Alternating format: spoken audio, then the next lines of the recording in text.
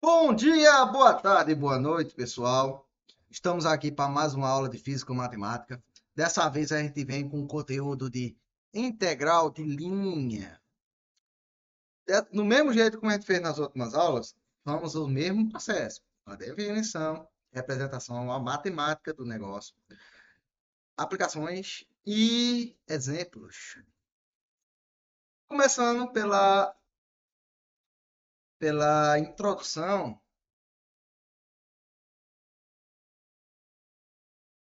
O que seria integral de linha?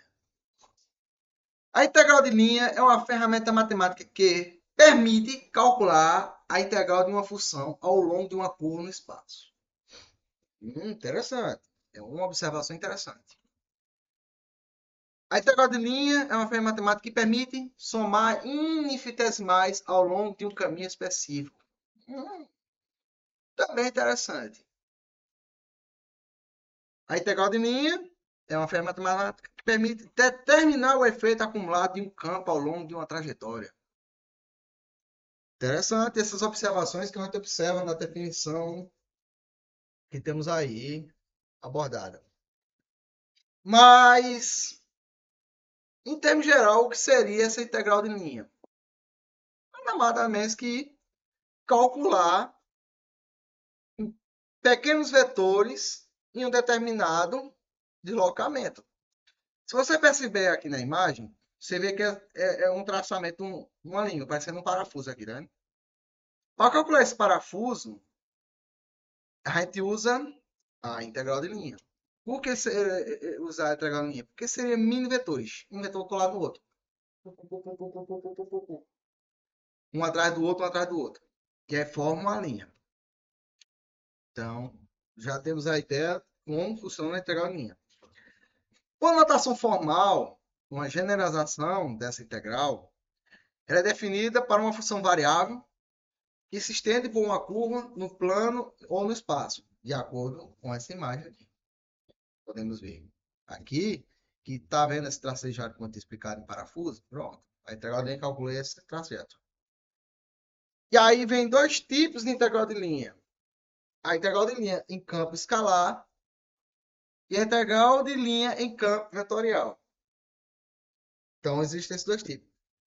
E aí a fórmula da integral de linha varia desses dois tipos. Por exemplo, para a integral de linha em campo escalar, usa-se essa fórmula aqui. Integral do campo, no caso a curva, de uma função x, y, z em ds. O que seria esse ds? É o elemento do comprimento do ar. Em notações transformando, fazendo transformações, seria nada menos nada mais que a integral de A para B da função onde vai ter as funções parametrizadas em cada eixo. Sendo que essa função parametrizada vai multiplicar pela função do raio em relação ao tempo. Tem que fazer essa transformaçãozinha. Então, ds nada menos nada mais que R' de t, caso da derivada, dt. Beleza? Então, a função do raio.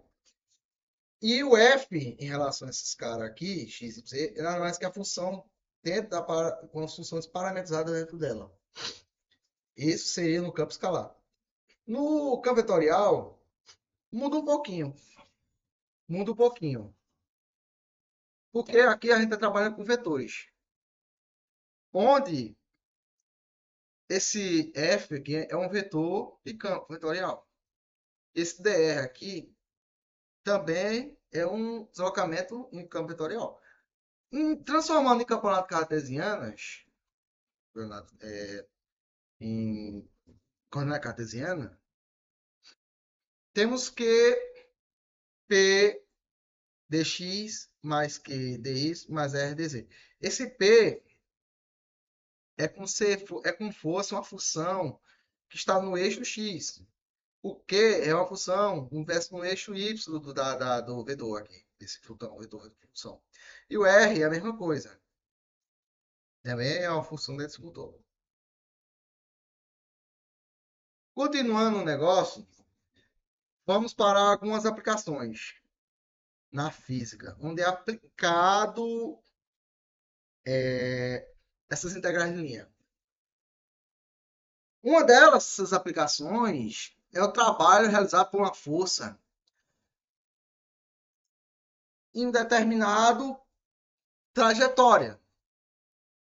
Então, o trabalho é calculado dessa seguinte forma aqui.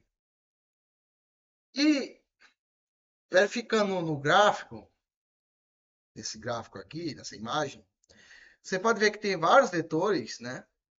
E o trabalho é isso aqui, ó, um vetor atrás do outro, fazendo essa curva. Então, o trabalho é realizado nessa curva.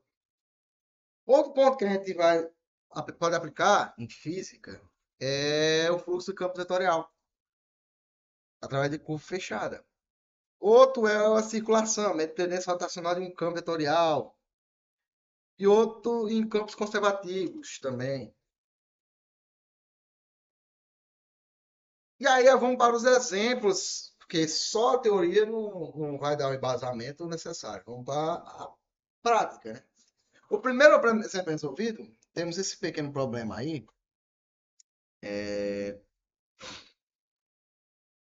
Ele pede o seguinte análise.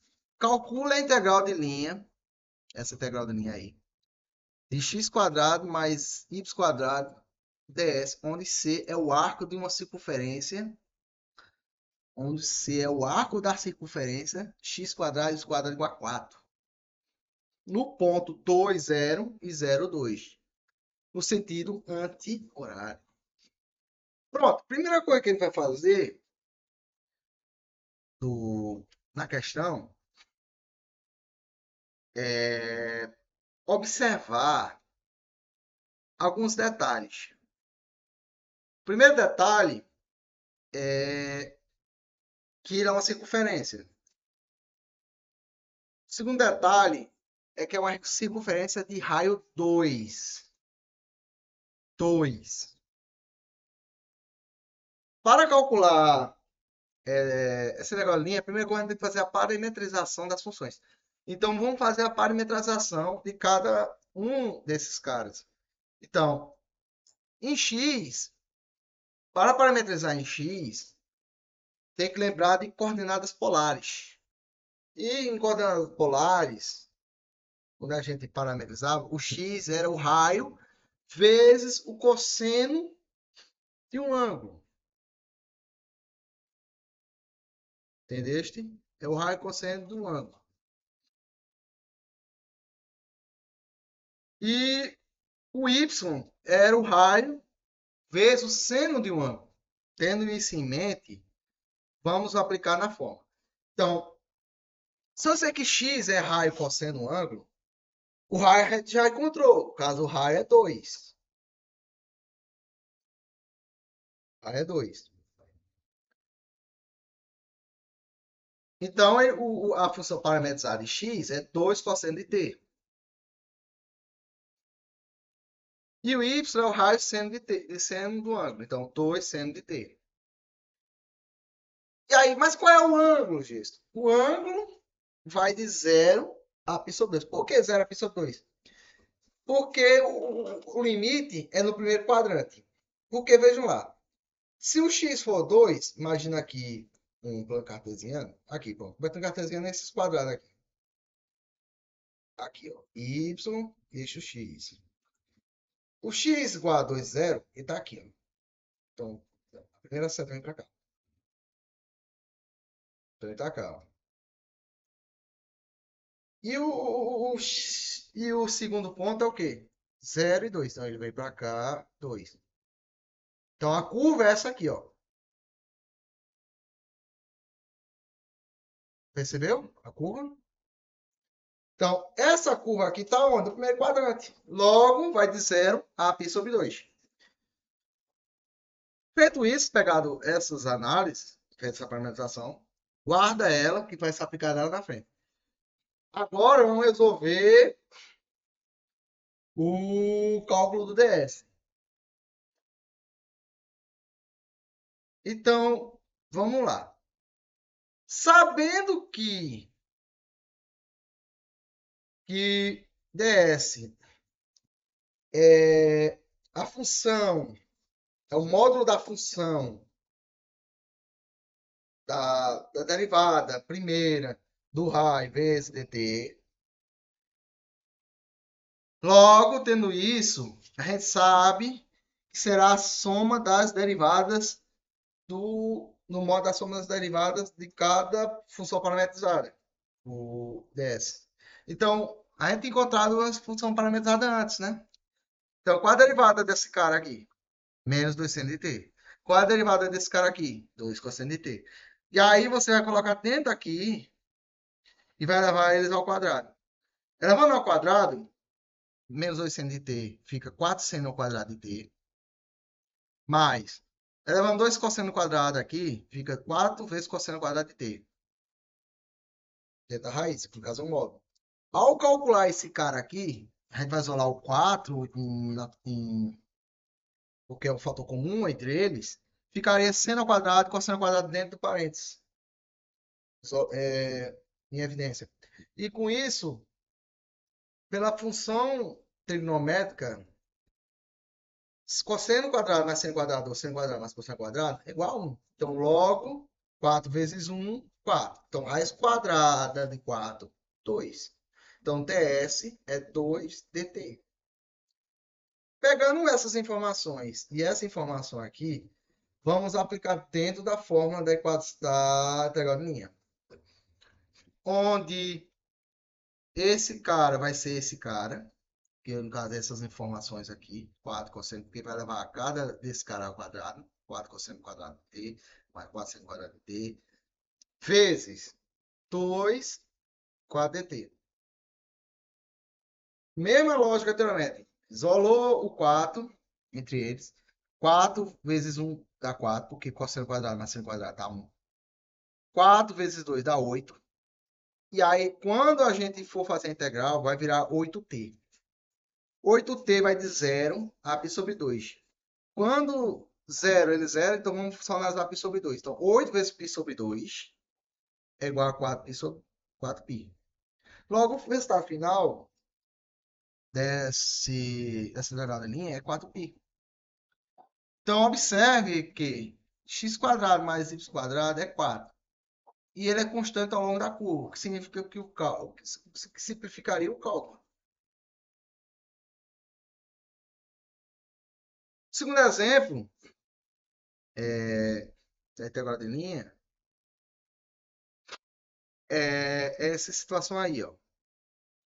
Calcule a integral de linha, que aqui a gente está trabalhando já em vetorial, né? Integral de linha vetorial, onde essa função vetorial é essa aqui, y menos x. E C é o caminho do ponto 1 a 0, 1. E ele ainda está ao longo da reta 1 menos x. Y é 1 menos x. Então, vamos lá. Primeira coisa que a gente tem que fazer, igual a fez anteriormente, é parametrizar a reta. Então, se a gente está parametrizando a reta, a gente tem que fazer uma função, uma dentro da relação à função à outra, né? Então, vamos lá. Se a gente pegar x como o caso aqui, temos o quê? Que substituir t em x fica o quê? 1 menos t. E yt? Yt é simples. É nada além não mais que você pegar o ponto. E o ponto substituindo aqui 0 em 1, fica o quê? 1. Então, 1 vai virar t. Então, logo, t pertence a 0 a 1. Por isso que ficou t.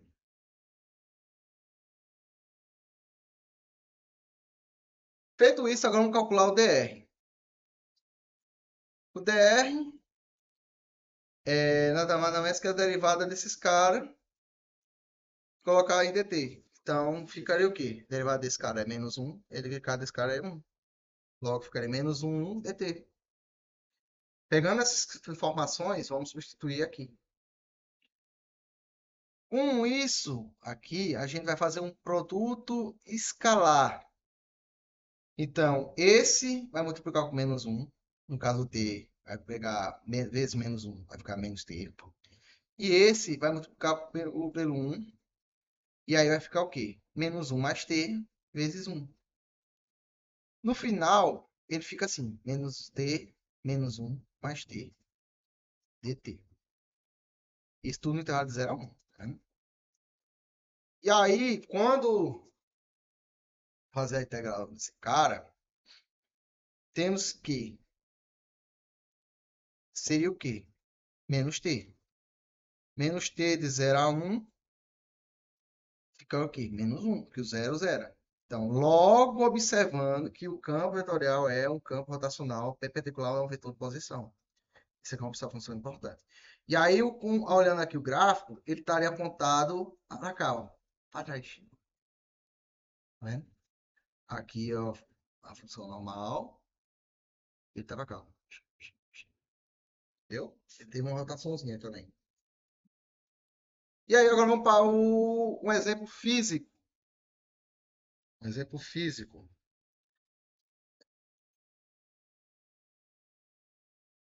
Dado uma partícula de carga que 2 vezes 10 a menos 6 coulomb se move em um campo elétrico e 3y, 2x e z Newton Coulomb de um ponto A000 até um ponto B231 ao longo de uma linha reta, calcula o trabalho realizado pelo campo elétrico sobre a partícula.